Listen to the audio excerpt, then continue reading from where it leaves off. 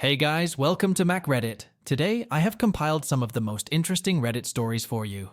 Let's dive into them, without wasting any time. My brother Adriel, 37-year-old male, and his wife Catherine, 36-year-old female, lost everything, including their house, as a result of many bad choices they made. My brother married my sister-in-law 8 years ago after the death of her first husband in a car accident. She has a daughter, Ellie, 9F, from a previous marriage, and a daughter, Annie, 7F, with Adriel. My brother was working in a food chain, and he had many unrealistic dreams, such as owning a huge bungalow, riding a Rolls-Royce, and traveling around the world. These dreams were unrealistic because he did not have the means to fulfill them. So, he started gambling. He would spend his nights in a nearby casino, hoping to win a lot of money to pursue his dreams. After winning small amounts of money, one day, he lost a large sum, which led him to sell his home. After selling his home, he ended up on the streets.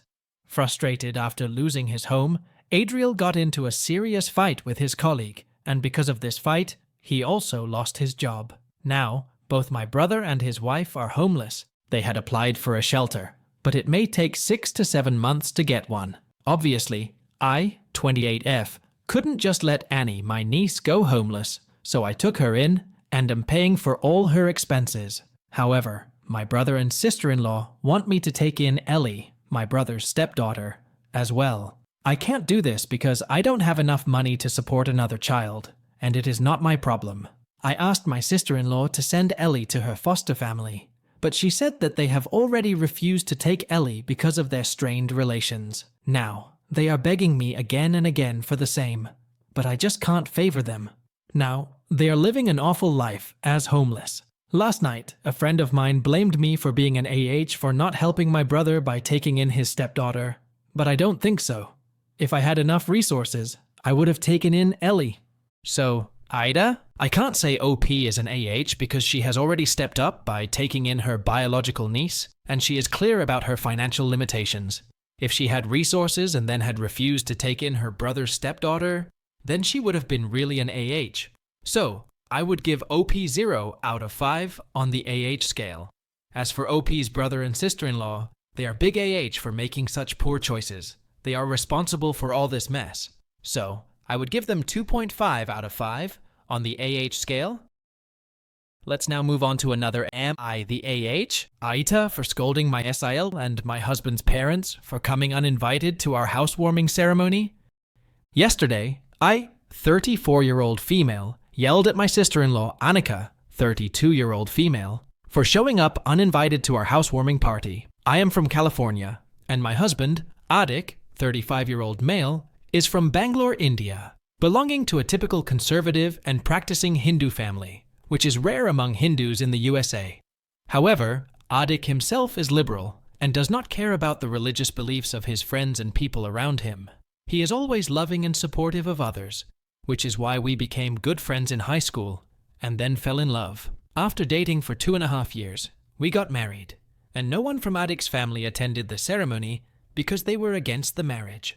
Being ultra-conservative, Adik's parents wanted their son to marry a Hindu girl. They disagreed with our marriage, stating they could not accept a Christian girl. Although I was born into a Christian family, I am not religious at all and prefer to be identified as an atheist because I do not believe in the existence of a supernatural being controlling the world. It did not matter to Adik's family whether I was Christian or atheist. They wanted a Hindu daughter-in-law who could fit into their joint family. Despite Adik's continuous insistence on marrying me, his family disowned him and kicked him out of their home. I even received many angry calls from his sister Annika for separating her brother from the family. One day, she even called me a slut, and we had a very fierce fight. The next day, she even blamed me for cheating on her brother. However, Adik didn't believe her because he knows why his sister was blaming me.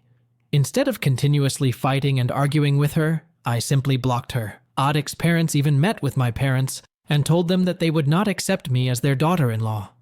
My parents made it clear that it was the decision of 2 adults and they respected it.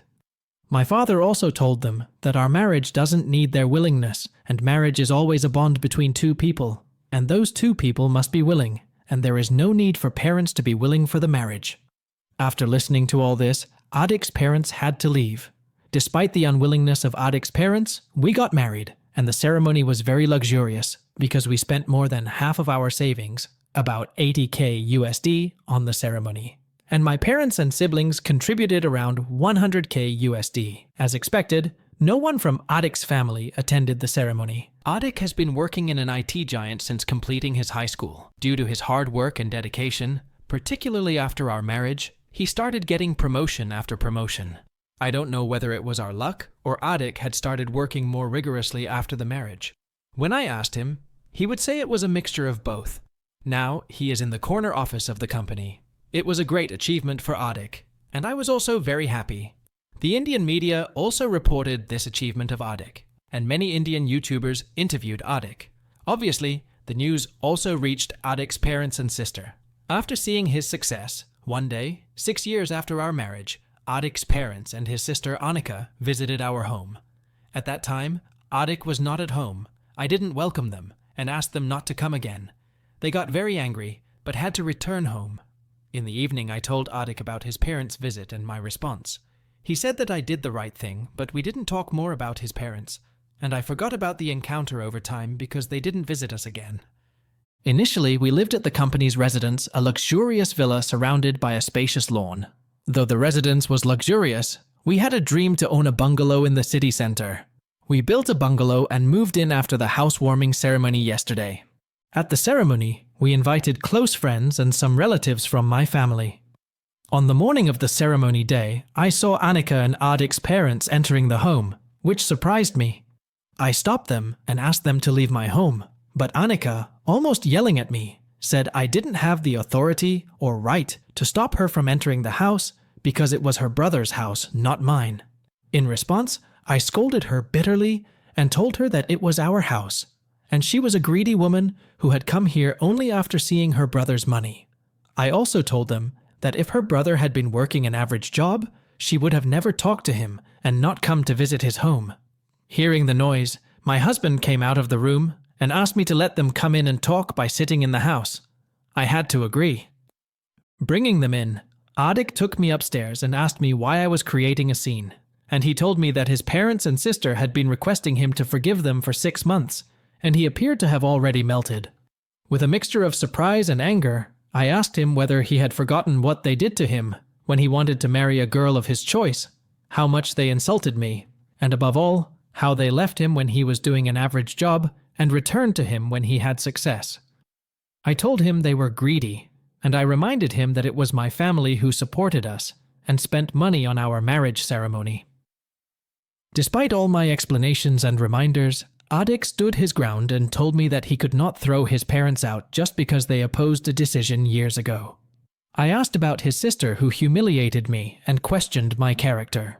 He requested me to forgive her and let the old dispute go, saying they are family members and I couldn't be angry with them all my life. He also asked me not to ruin the ceremony in the evening. After that, I didn't say anything. Though I attended the ceremony with a fake smile on my face, I was not happy. My family members were also surprised and angry to see 𝐒𝐓𝐄's parents in the ceremony, but they didn't want to create a scene and hence didn't talk about it. Sometimes I think I should forgive them and should not have scolded my sister-in-law, but my SIL wants me to apologize to her. I am confused and cannot decide what I did was right or wrong.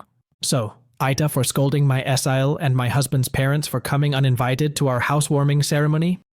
Is the OP an AH or not? And her anger is understandable, as her in-laws disowned her husband for marrying her and questioned her character, and their sudden reappearance after 𝐒𝐓𝐄's success is opportunistic. While her husband may want reconciliation, OP has every right to set boundaries and protect herself from people who once hurt her.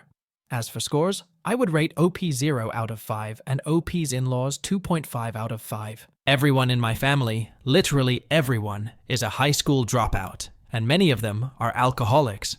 The highest grade any of them completed was 10th. I, 28-year-old male, was forced by my parents to drop out of school because my mental health was declining day by day. My health problems arose mainly because I had started drinking at 15. After recovering from the illness, I quit drinking and decided to start my life journey again, this time in a different direction. So, I asked my parents that I want to join the school again, but they refused. saying they didn't have enough money to finance my schooling. Instead, they advised me to find a job, no matter what nature, because they thought I was useless and would waste their money by joining the school. So, I started working as a waiter in a nearby restaurant. As I was interested in studying further, I got my high school certificate from an online school. After completing it, I joined college for music and planned to become a musician. When my parents came to know that I had got a high school diploma and was in college, they were surprised and kind of happy. However, when I told them that I have taken music, they told me music is not worth anything. They said I will end up homeless and would be running after them for shelter, or would end my life.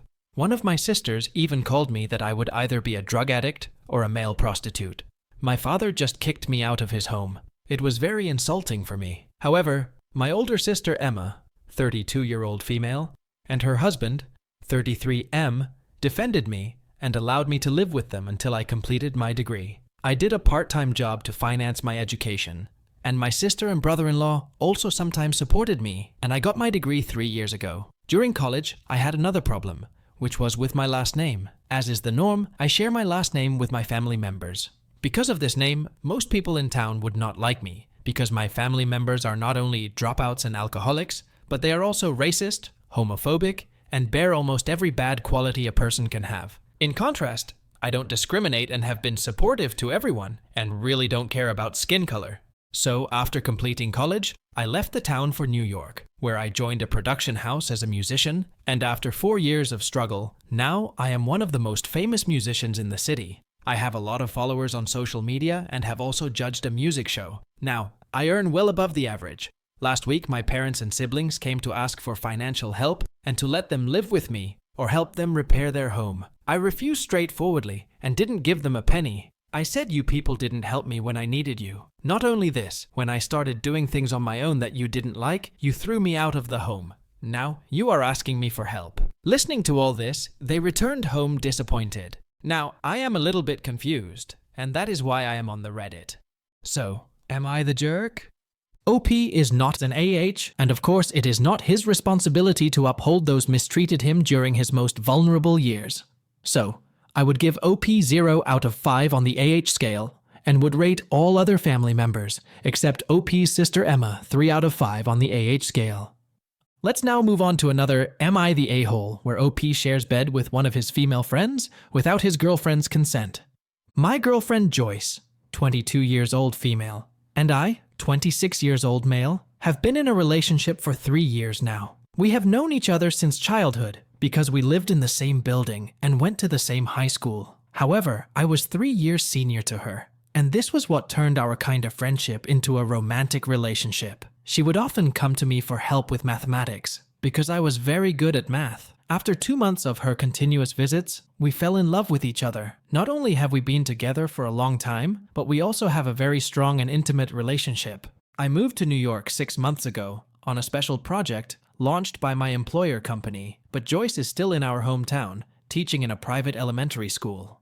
After 2 months of my arrival in New York, an old female friend of mine named Andrea, 23 years old female, also joined the same company. Andrea was also in the same high school as were Joyce and me, and was 2 grades junior to me. We were very good friend, and even we were roommates for a year later in the college. But our relation was just up to friendship. 2 months ago, with some of our friends, we went on a trip to Grand Canyon National Park. We rented a hotel in Grand Canyon Village. As the hotel was expensive, we decided to share rooms and even beds. As a result of this arrangement, I ended up sharing a bed with Andrea. After spending 7 days on the trip, we returned to work and our routine schedule. I didn't tell my girlfriend about this as I didn't think it was an issue, because it is common among friends to share a bed. However, Andrea sharing a bed with me was not acceptable to Joyce's boyfriend Oliver, 29 years old male. When he came to know about this, he had a fight with Andrea, and this fight ended up in their breakup. This breakup was an alarming situation for me. I thought if Joyce came to know about this, she might behave like Oliver.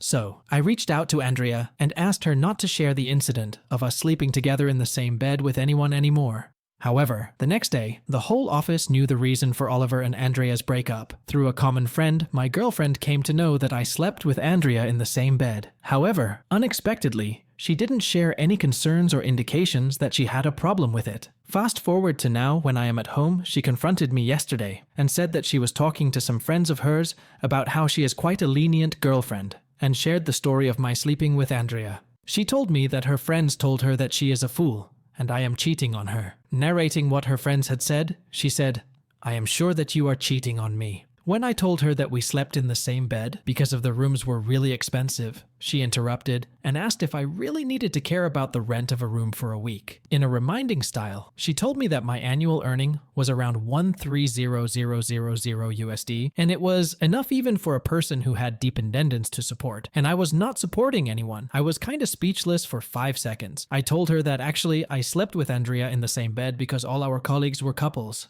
and only we two had come without our partners. Every couple rented a room, but Andrea could not afford a room, so we decided to share a room. When it came to renting a room, all rooms with twin beds were booked, and there were only rooms that each had one full bed. So we rented a room where we shared a bed. She refused to accept this explanation. Not only she refused to accept my explanations for sharing a bed with Andrea, she also said that I must be sleeping with other girls as well. Saying all this, she left for his home. When she said that I must be sleeping with other girls, I felt to be called a male prostitute and characterless person. However, now I think I should have not slept with Andrea, or at least should have told Joyce all about this. So, am I the AH?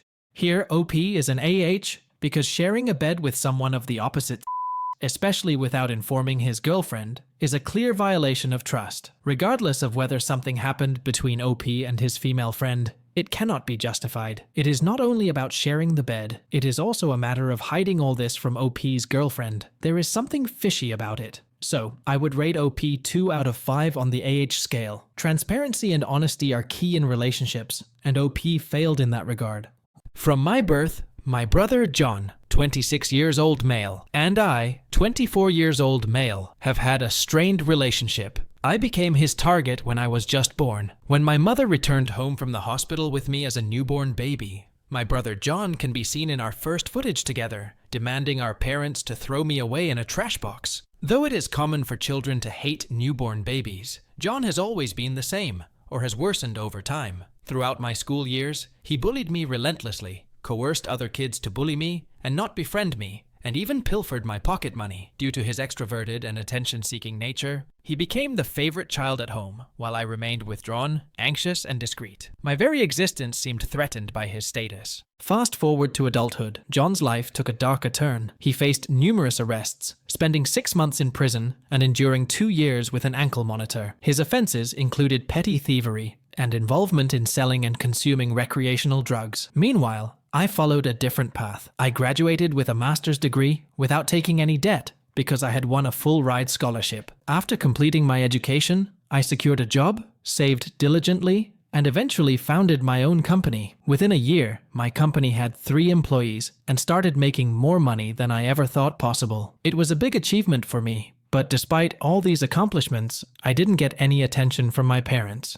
Though I didn't need their attention anymore because I was an adult and independent businessman, I deserved it because I was following the expected path. However, I never received that attention. All eyes and resources of my home were on bailing my brother out of jail for his counterfeit bill escapade and other misdeeds. 3 months ago, my brother stole our mother's car and embarked on a reckless joyride while he was intoxicated. As a result, he crashed into a truck. I did what is expected of a brother and son. I attended the funeral. I gave lip service to a brother departed too soon. I comforted my parents for weeks afterward, staying at their place just to be their shoulder to cry on, etc. After that, I returned home and resumed my life as usual. But my parents continued to expect me to be distraught and broken, which was not possible for me. Since then, my parents have been asking me how I am not sad for his death, why I don't miss him, and my mother even scolded me for not visiting his grave. "He is your brother," in a horrified tone, is something I hear daily, sometimes on a phone call, especially from my mother. It seems that she wants me to mourn and be sad for my brother whom I like the least. She wants me to wear black and retreat to my room all day. In simple words, she doesn't want me to be happy. Even after his death, John is the center of attention for my parents. They don't look at me, they don't appreciate me, my achievements, and don't want me to take his place. Realizing all these realities yesterday, when my mother visited me, I told her clearly that I didn't like John as a person. I don't miss him, and I respect my parents' grieving, but it's theirs, not mine. She reacted very negatively to that, saying I absolutely have to grieve him. She made insinuations I don't like about what it means about my own moral fiber, that I don't feel bad at all for his passing. So, 𝐒𝐒 for not mourning my brother's death and telling my parents I didn't like deceased him. You are not an AH, as you are not obligated to mourn someone you had a toxic relationship with, even if they were family. You respected your parents' grief and supported them, but your feelings about your brother are valid. Forcing you to mourn in a specific way, especially for someone who caused you pain, is unfair. Your honesty may be hard for your parents to hear, but you deserve to process the situation on your own terms. Let's now move on to another AmItheAsshole, where OP refuses to take his stepdaughter and mother-in-law on a trip, which he has won through lottery. One of my 39-year-old male hobbies is entering raffles, sweepstakes, radio contests, etc. I've won tickets to concerts, sporting events, some household items, gift cards, but never a grand prize like a car or vacation, until last month when I won a free trip for 4 people to Florida for 5 nights. Obviously, I was super excited and told my wife, 38-year-old female, about it right away. After our initial excitement wore off and we started talking about details, it became apparent we had conflicting ideas about this trip. Before I could even make suggestions about what I want this trip to be, my wife brought up how excited her 11-year-old daughter would be, and how we could go to Disney, SeaWorld, etc. She then said that we can bring her mom along to help watch her daughter so that we could have some time for ourselves. She was so excited about it and was getting wrapped up in planning things without even hearing what I wanted. I told her that all of that sounds like fun, but I was thinking that we could invite another couple and have it be an adult-only trip instead of bringing my stepdaughter and Mael along. She did not like my idea one bit and told me that she wouldn't feel right taking a free trip like that and leaving her daughter behind. She also said that her mom has never been to Florida, and this would be a perfect opportunity for her to go there. We argued back and forth a little bit before deciding to take a break and come back to it before telling anyone about it. Well, that lasted about 24 hours before my wife let it slip to her daughter that I had won a trip. So, of course, the stepdaughter immediately got excited about it and started looking into all the things she wants to do. I asked my wife why she told her daughter, and she said it was an accident, which, come on. It started a fight between us and emotions got a little high. I told her she was wrong to bring her daughter into this after we agreed to wait, and that I never agreed to take my stepdaughter or Mael on this trip. I told her that I was the one who won the trip, and she was acting like this was something specifically for her. She told me I was being selfish, and that we should include those closest to us in something like this, especially when neither my stepdaughter nor Mael have ever been to Florida. She said that bringing another couple and leaving her daughter home would be cruel, especially now that she's so excited about it. I told her that her daughter is only excited about it because she decided to blab to her about it, instead of waiting like we had agreed. I told her if she wants to bring her daughter and mother, then she can also pick someone else to go with, because I would rather stay home by myself than go on a vacation where I don't get to be involved in any decisions. I said that if she wants to go that route, she certainly can, but I'm not paying for any of it. We have separate finances. Now she thinks I'm being a jerk, and should be happy about having a free family trip. 𝐒𝐒? OP is not an AH for refusing to take his stepdaughter and mother-in-law on the trip that he has won. He has every right to decide how to use it. When OP clearly wants an adult-only vacation, his wife should not force him to take his stepdaughter with them. I think OP and his wife should have discussed it openly before involving others. As for scores, I would give OP's wife 1 out of 5 on the AH scale. OP is not an AH, so I would rate him 0 out of 5 on the AH scale.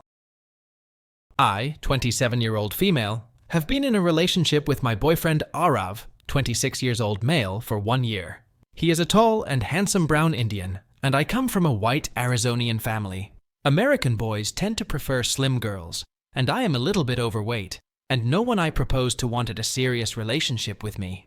All my proposals got rejected until 𝐒𝐓𝐒 accepted 1 year ago. Being in a relationship was a big, if not the biggest, achievement for me, and for this reason, I started spending as much as I could on my partner. From the beginning, I've paid for approximately 95% of our dates. He usually covers small expenses like the $6 parking fee when he drives us, while I pay the bill for our $120 or more dinners. Initially, this arrangement didn't bother me because I'm financially well off and love my partner, but recently he's been making uncomfortable jokes like, "We haven't been out in a while, so do you feel like paying? You should be replenished." Last month, during our dinner at a high-end Mexican restaurant, he even suggested that I should help with more expenses than just crappy tacos. Though I was ready to spend on him, his constant complaints about my efforts being insufficient make me uncomfortable. When after 2 days I told him I feel uncomfortable when he complains and makes jokes related to my spending on us, he accused me of making him feel bad about his finances, even though I never said it that way at all. After that, I decided to, and didn't pay for my boyfriend every time anymore. He doesn't seem happy with this, and sometimes I feel that I should continue for him, at least until his financial situation improves. So, Aita for deciding to not paying every time for boyfriend anymore?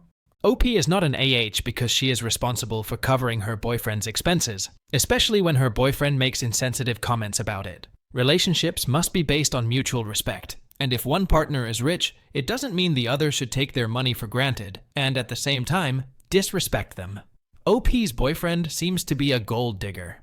As for scores, I will rate OP 0 out of 5, and OP's boyfriend 3 out of 5 on the AH scale. Let's now move on to another Am I the AH? I, 56 years old female, have 3 children. Brad, 32 years old male, Emma, 29 years old female, and Sophia, 23 years old female. Brad lives in New York. Emma recently returned home from Niagara Falls, and Sophia still resides with my husband and me in Buffalo. Emma has been in an abusive relationship with her fiancé Oliver, 31 years old male, since she got pregnant. After breaking up with Emma, Oliver moved to Australia and has been out of contact since then. Emma is 34 weeks pregnant with our first grandchild. Though she was working there in Niagara, she took a financial hit when her relationship ended, and it was mainly because of continuous price hikes in already expensive US market. Realizing that she needed both financial and emotional support, we encouraged her to come stay with us. Another important reason for this invitation was to ensure our daughter's and her child's safety. Since our kids were little, we have had a 2,000 square foot home with a living room, dining room, kitchen, 3 bathrooms, and 1 master bedroom for us, and 3 medium-sized bedrooms, 1 for each of our kids. Bard's room has been vacant since he moved out 3 years ago, and has been neglected to maintain it, and it is me who have to do a lengthy cleanup when he moved out, and the room has been needing to be redone for quite a while. When Emma returned home 2 months ago, I offered to help Emma renovate Brad's room into a nursery for the baby. Initially, the baby will be sleeping in Emma's room the first few months anyway, but the nursery will give her a dedicated space too for baby items and sleeping once the bassinet is outgrown. My only caveat was that the room needs to have a bed for Brad's occasional visits. When he comes home, he can either stay in his old room and the baby can be in a pack and play with Emma, or Emma can stay in the baby's room and Brad can stay in hers. It's not ideal, but it's the best solution for Emma's current situation. When I told Brad about the plans to renovate his room into a nursery for Emma's coming child, he had an intense reaction, and he said I should have asked him, rather than informing him. Brad feels that I'm trying to erase him from the family and prioritize the baby over him. He got so angry with this suggestion that he decided and told me that he's not going to visit anymore or come home for holidays because he won't feel welcome. He said that it was an ill-thought decision of his sister to get pregnant before marriage, and he doesn't think she's entitled to his childhood bedroom for her child. Her pregnancy is Oliver and her problem. He feels it has sentimental value to the room, and he perceives my decision as thoughtless. I agreed that it is the responsibility of Oliver and Emma to take care of their baby, but when Emma has had a breakup with Oliver, and he is not in contact with her despite all her attempts to reach out to Oliver, and she is alone, financially and emotionally broken, I told Brad that it is our ethical responsibility to help her, and above all, she is our daughter. Why should we not help Emma?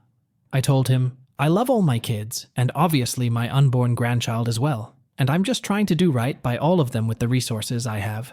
Brad rarely stays over, less than 10 nights per year, and it seems impractical to me to keep a vacant room when we could utilize it for the baby. Listening all this, Bard cut off the call and has not attended since then.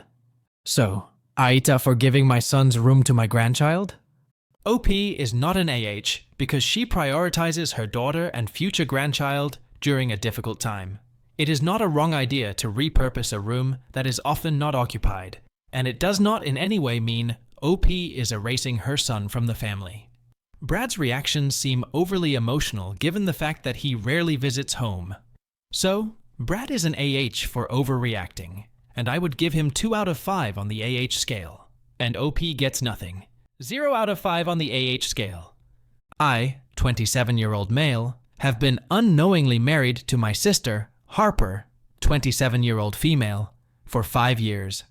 We have a daughter, Ava, 3F, and my wife is now pregnant with another baby. We only discovered that we are siblings 2 months ago. My wife and her adoptive parents want to end our marriage, citing ethical concerns and the invalidity of our union under US laws. However, I am deeply in love with her and do not want to separate. I raised the question of why sibling marriage couldn't be legal if gay marriage is allowed, and I suggested keeping our true relationship a secret until sibling marriage is legal in the USA. Background: we were born to a poor couple in Texas in 1995. My parents, James and Elizabeth, and our Aunt Carol, now 48-year-old female, worked in a cotton processing factory, and all other family members were in their hometown. Sadly, our parents passed away in a horrible car accident just 2 months after our birth. My Aunt Carol told us that she took on the responsibility of caring for me and my sister after the death of our parents. However, due to her low income and other circumstances, she was unable to provide for us, and as a result, she made the difficult decision to send us to a nearby orphanage. After 2 years, I was adopted by a couple from New Mexico, and my sister by a couple from Oklahoma. We were aware of our adoption, but neither my sister nor I knew we had another twin sibling. In 2014, I received a Fulbright scholarship to attend Trinity Washington University in biochemistry. In my second semester, I met Harper, who was pursuing law. She had a classical beauty that captivated me, and I soon fell in love with her. After 6 months, I proposed to her, and she accepted. We announced our relationship to our colleagues in a grand party, and we quickly became known as the ideal couple on campus. Harper was tall, leggy, blonde with long hair and big eyes, embodying the traits of an ideal beautiful girl. I, on the other hand, had a muscular physique, golden skin, and ruggedness that fit the image of an ideal American man. Our relationship garnered admiration from our peers, with girls aspiring to be like Harper and boys wanting to emulate me. After dating for 5 years, we got married in 2018 in a lavish ceremony, spending hundreds of thousands of dollars. We began living a dream life, with my wife practicing law and me working for a multinational company in Washington. 2 years later, we welcomed a daughter who bears a striking resemblance to her mother. Around that time, the Ancestry DNA test was trending, and we decided to take it. The results showed that we both shared 100% of the same ancestry. It was surprising to us, but we didn't pay much attention to it because we thought it must be due to an error in testing. However, the real surprise came when my mother-in-law revealed to my wife that she was adopted from an orphanage in Texas. It was an eye-opener because my adoptive parents had also adopted me from Texas, and my wife knew this. On learning this, she said that we must be blood relatives. To further investigate, we had a detailed DNA test, through which we discovered that we were not only blood relatives, but also siblings. The result of the test really baffled us, but we decided to further investigate, and for this purpose, we went to the Texan Sunrise Sanctuary, the orphanage from where we had been adopted. After reaching there, we met the director of the orphanage and told him the whole story, and we requested him to show us our data. When he opened the archive files, they showed that we were siblings, and it was our Aunt Carol who had given us to the orphanage back in 1996 after the death of our parents. After obtaining our aunt's address, we reached there and met a friend of our aunt. She informed us that our aunt had been relocated to Mississippi after her marriage and provided us with her contact number and address. After contacting our aunt on the phone, we traveled to Mississippi after a week and told her the whole story. She was also shocked and amazed after learning this. After we returned from Mississippi, my wife asked me if we should separate because our marriage was invalid and it was unethical to be in a marital relationship with one's sibling. I told her that we could not do this suddenly and asked her to let me think it over thoroughly. She agreed to give me some time, but made it clear that we would not engage in any intimate activities anymore. I had no option but to agree. My wife was not the only one who wanted to dissolve this union. Her adoptive parents and our Aunt Carol also shared the same desire. One day, all of us were at our home, and my aunt started arguing that we should publicly announce our true relationship and end the invalid marriage. I respected her, but it was surprising to hear such demands from the person who was responsible for all this mess. So, I asked her to be quiet on this matter and told her that she was responsible for what had happened. I asked her why she didn't raise us herself and instead threw us at the mercy of an orphanage. Upon hearing this, she got offended and started arguing with me. I told her that I didn't want to have any relationship with her anymore and asked her not to visit us after that.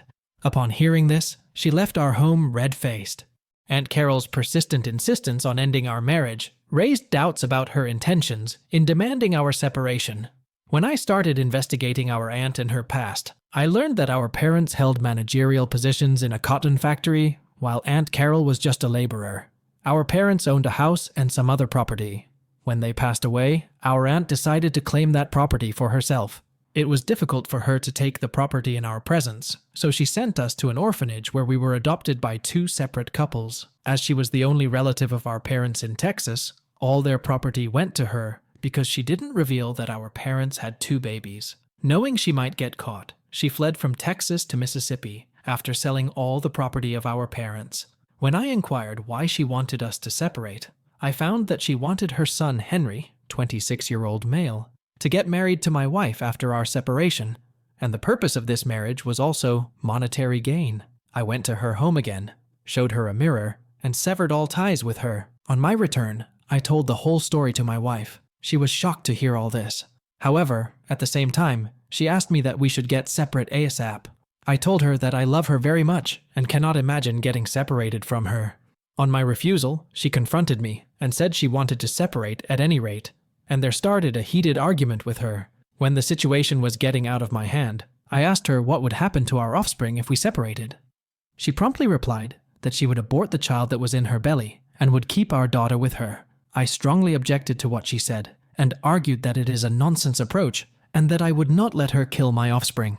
I told her that there are many people around the world who have married their siblings, and it is not as weird a thing as she had thought. I mentioned that in countries like France, Thailand, Luxembourg, and even some states in the USA do not criminalize sibling relationships as long as they are consensual adults. I told her that it is just a difference of cultures, and we have not committed a crime. Furthermore, I told her that if two same-sex individuals can marry, why can't siblings marry? Listening to all my explanations, she calmed down at that time and retreated to her room. As I mentioned above that since we learned that we were siblings, we didn't have any bed activities and were sleeping separately. In the morning, she came to me again and expressed concern that if people found out we were siblings, it could cause problems for us. I reassured her that according to our official documents, we were not siblings, and as long as we kept our true relationship a secret, there would be no way for anyone to know. She said, "Aunt Carol can cause a problem." When I thought about her, I realized that she could potentially be a problem for us. However, later that evening, I suggested that we leave the city and relocate elsewhere. I also told her that if our aunt attempted to expose our true identities, we would not hesitate to reveal all of her secrets and take back the property she grabbed after the death of our parents. After hearing everything, she fell silent and left my room. I believe she loves me, but she cannot take the final decision, and this silence of hers had also made me confused, and I don't know what to do. But one thing is clear, that I don't want to leave her because she is the love of my life. So, Aita? OP is a big a-hole for wanting to remain married to his sister, despite knowing their true relationship raises significant ethical and legal concerns. No matter what OP's feelings are for his sister, their marriage is unethical and illegal. The implications of a sibling marriage can have severe emotional, social, and legal consequences for both OP and his children. On top of that, OP's insistence on staying together, despite her refusal and discomfort, shows a lack of respect for his sister. The best and only solution is for OP to separate from his sister. As for AH score, I would give OP 5 out of 5 on the AH scale. I, 31-year-old female, had been in a relationship with my ex-boyfriend Daniel, 33-year-old male, for 4 years. Last month, I broke up with him because he was becoming toxic day by day and accused me of taking advantage of him when he was supposed to spend around $150 USD. For context, in the beginning my relationship with my boyfriend was kind of ideal, but for the last year, things have not been as they should be. I caught my boyfriend cheating on me 2 to 3 times, and he has lied to me many times, but I always ignored it because I didn't want to lose him, and I didn't want to jump from one bed to another. Let's now come to the story. Last week, my best friend invited me with a +1 to her destination destination wedding, which was around 1 hour away from my home. So, I invited my boyfriend as a plus one, and he agreed. The next day, when we were on a casual date, I mentioned that we take an Uber to the wedding to avoid parking problems, and because we would be drinking. The one-way cost is about 70 to 80 USD, and the total cost was about to be around 150 USD. When I suggested this, he exploded and accused me of wasting his money and trying to take advantage. I told him it was merely a suggestion and that we didn't have to do it, but my friend, the bride, was recommending it as well. He told me that he was not taking me to the wedding and that he's going to drive himself and make me pay for an Uber since I like to waste so much money. I laughed it off, not thinking he was serious. By the way, we don't live together, and I work full-time and fully support myself. Fast forward to tonight. He mentioned again that we are going separately to the wedding tomorrow to teach me a lesson about money. I told him that leaving me behind on purpose to find my own ride is beyond disrespectful and embarrassing. I told him that if he did such a thing, then I would seriously consider ending the relationship as I am tired of his nonsense. This felt like a WTF moment. I asked him why he would do this, and his response was, "I want to teach you a lesson." It hit me hard, and I got very angry and yelled at him and asked what kind of lesson he wanted me to learn, but he didn't respond. Instead, he left the table and drove away. It was very humiliating and insulting for me. While on the way home, I decided to break up with my boyfriend, blocked his number, and also blocked him on social media platforms. I thought it was over, but the next day he reached out to me at my apartment and asked me why I had blocked him and that he was sorry for what he did the last night. I told him that I didn't want to have any relationship with him anymore. When he insisted, I told him clearly that if he didn't leave my apartment, I would involve the police. It was then he left my apartment, and I finally got rid of that toxic relationship. Since then, I have not received any messages or calls from him, but a few of our mutual friends, who are more of his friends, have been messaging me saying I am an AH for dumping my boyfriend, and that I should have sorted out things, and that I am impulsive. Initially, I tried to tell them the reason why I left my boyfriend, but when they continued to blame me for the breakup, I told them clearly that I don't want any suggestions from them, and that I would not let them overstep my boundaries. I am sure I made the right decision, but I don't know why my friends think that I am an AH. What do the Redditors think? Am I the AH? OP is absolutely not an AH for dumping a toxic boyfriend who repeatedly cheated, lied, and disrespected her. His reaction to a simple suggestion was manipulative and petty, and it is not bearable in any way. If I were the OP, I would have left such a partner after his first instance of cheating, because in a relationship, cheating is the ultimate deal breaker. I am stunned by how OP endured his repeated cheating. However, finally, OP took the right decision. As for AH scores, I would give OP 0 out of 5 and OP's ex-boyfriend 3 out of 5 on the AH scale. Moreover, Daniel's friends who blame OP for the breakup are also AHs and deserves at least 2 out of 5.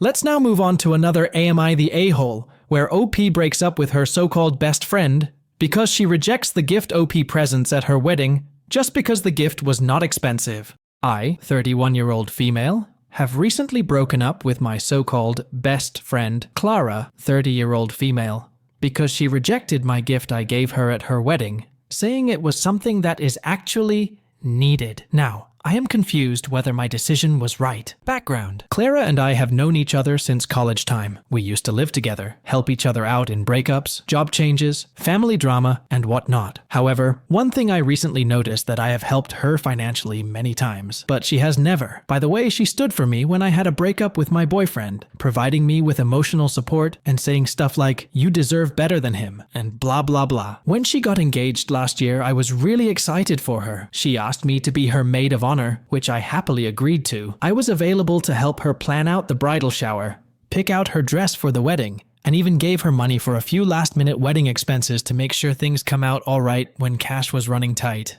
I didn't have any problem with this because she was my best friend, and that is what friends are for. Fast forward to a couple her wedding, which was the last month. Everything planned was accomplished with no delay whatsoever. Clara was looking like an angel, and it was one of those picture-perfect weddings that came in magazines. I gave a heartfelt speech, danced with her family, and did everything a maid of honor is supposed to do. I was genuinely happy for her, and wedding went great. However, after around 3 weeks of the wedding, I realized that I didn't receive a thank you note from Clara. Not even a nominal thanks for the gift I gave her at her wedding. The gift was a small handmade quilt, stitched over months, and even I had embroidered initials of her and her husband's names and their wedding date on its corner. I was expecting her to be very happy after receiving my gift, and that she would respond in some sort of way, but she didn't. This is where things started going down. The next day, I met a mutual friend of ours who was also at the wedding. While talking casually, she mentioned that Clara loved all the gifts she got, especially cash and more expensive things from her registry. However, she didn't mention my gift. After listening to this, I texted to Clara and said, "Hey, did you get the quilt that I made for you guys? I spent a lot of time on it and just wanted to be sure it hadn't gotten lost in all the wedding craziness." Her reaction? "Oh yeah, I saw it. It's nice, but honestly, I was kind of expecting something from my registry, like everyone else gave. You know, something we actually needed." I was stunned. She said it so casually, like my gift didn't mean anything to her, because it wasn't something from her registry. I didn't know what to say, so I just hung up, feeling completely dismissed. It really took me a few days to process it, but the more I thought about it, the angrier I became. That quilt I put so much effort into, and all those hours and money with helping her prepare for her wedding. What is it with people anyway? It wasn't even about the money. It was just that she didn't appreciate something personal I made for her. Then, a few days later, I wrote to Clara that the way she responded hurt me because I had put a lot of effort and time into it. I wanted it to be special, something passed down, or one that will be useful for years. She came back at me saying something like, "I didn't mean to hurt your feelings, but we just can't have things that serve no purpose. We really needed stuff from my registry. It was the last straw in our friendship." I told her that if she could not see any value in a gift coming from the heart, then maybe we were not as close as had thought, and that I didn't want to be friend with her anymore. Since then, I have not spoken to her. And most important thing to note is that she has also not tried to contact me, neither through another number nor through our mutual friends. We had dozens of common friends. Now, a few of our common friends say that I overreacted, and that Clara just happened to be practical, and that there was nothing wrong in it. But to me, it was never about the gift. It was always about the realization that she doesn't care about me as a friend anymore, and she was looking on it through the materialistic lens. OP is certainly not an AH. She put a lot of effort into creating a meaningful gift for her friend, and her friend dismissed it just because it didn't have any monetary value for her. It is really mean of her. OP's decision to put an end to such a nasty relationship is 100% right, because it is not just about the wedding. This response of OP's friend revealed her true nature, and she is a user who has been using OP for financial support and providing just so-called emotional support in return. OP's mutual friend, who says that OP overreacted, is naive. She either doesn't understand the meaning of the dismissal of OP's gift, or she does not know about the bigger picture. So, OP's friend is an AH, and I would give her a 2 out of 5 score on the AH scale, while OP is clear and I would give her a 0 out of 5. What do the Mac Reddit fans think? Is the OP an AH or not? Let me know in the comment section below. If you like the stories I brought you, just hit the like button, share them as much as you can, and don't forget to subscribe to Mac Reddit for a daily dose. Bye bye. See you tomorrow with some more spicy fries.